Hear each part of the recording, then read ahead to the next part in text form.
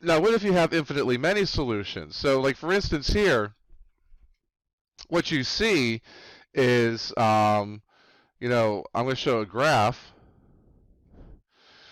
and I get y equals 4/3 x minus 4, and when I do the graph of the second one around, I get y equals 4/3 x minus 4.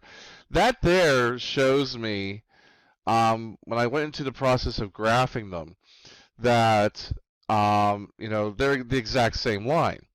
Now, oftentimes, if you're going to solve a system of equations, we're going to eventually learn about elimination, especially when it's in a situation where both of them are in expanded form. Or at the very least, when we do the method of substitution, we usually only alter one of them. So you may not notice the other one is y equals 4/3 x minus 4 because you didn't alter it around. So how do we recognize that in the case of an algebraic solution? Well, let me take you into the algebraic solution, and then I want you to try to see how you would interpret it in order to get to a point where you can say, okay, now I know there's infinitely many solutions. So if I go through the algebraic solution, I'm going to keep the top one, y equals 4/3 x minus 4. And I'm going to keep the second one, 8x minus 6y equals 24, pretending as though that I didn't alter it to already find out they're the same line. How would I recognize that if I were to go through algebraic methods of solution? Well, again, like I did before, I'm taking the y and replacing it with 4/3 x minus 4, because that's what y equals in this one. And if I simplify it, I end up getting equals 24 equals 24. And that 24 equals 24 is what allows us to say that I have infinitely many solutions. Now, the question I have for you is, why is that the case? So in your best ability, explain how and why that would indicate that that tells us we have infinitely many solutions.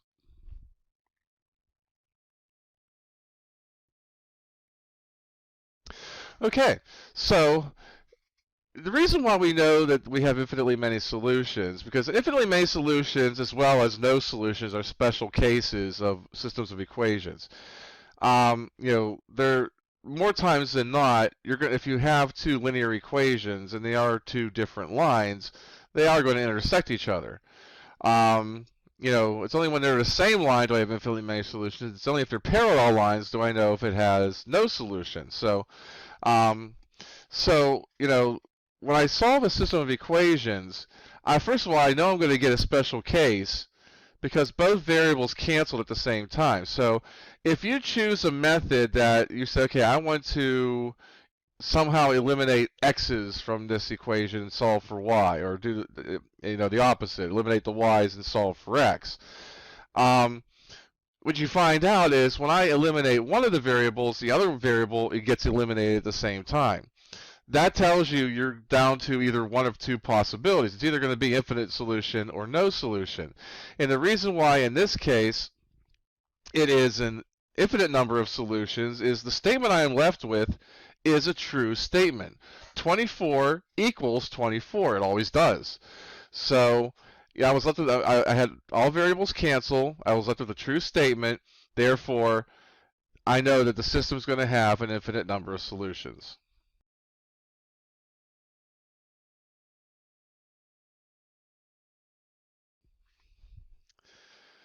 Now, what I want you to do is do a similar explanation into this. Now, this system of equations has no solution. And if you go through the graphing, you can see, graphically, there's no solution. I mean, these two lines do not intersect each other. They are parallel. So, how would you recognize that in an algebraic solution? So let me get you started with the algebraic solution, and I want you to finish it up and explain how you know, based off of what you end up with, it's no solution. So in the instance I want you to explore here is y equals 1/2 x minus 2 is what we're going to leave the first equation. The second equation we're going to pretend as though we left it unaltered. It's still 9x minus 18y equals 30. And as you see, we did a substitution there. So carry it out the rest of the way. See what you get as an answer or as a result, and then use that to explain how you know it's no solution.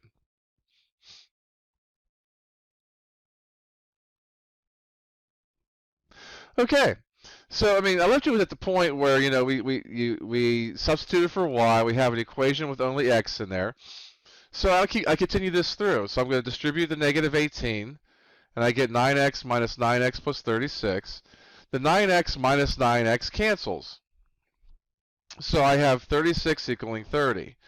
So much like we did in the previous instance, all the variables canceled. You know, basically when I chose, when basically I went through a procedure to basically eliminate the y's from the equation. When I did that, the x's got eliminated at the same time. So again, both variables cancel at the same time. The difference is this time around, I ended up with a false statement. I ended up with 36 equaling 30, which of course it doesn't.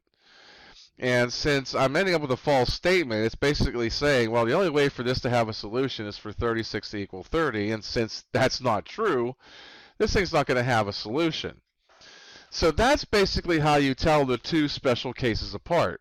Both of them are going to have the same overall first result in that both variables get eliminated at the same time. The only difference is for an infinite number of solutions, you're going to be left with a true statement, whereas for a no solution, you're going to be left with a false statement. Any other time, you're going to be able to solve the equation for x or y, whichever one you chose to keep and get rid of, you know, and then you're going to go back and be able to find the other value, and you'll have a set of coordinates. So, you know, if a set of coordinates doesn't come out to be an answer because both things go away at the same time, then you're just basically looking to see if the truthfulness or falsity of the statement that's left behind. So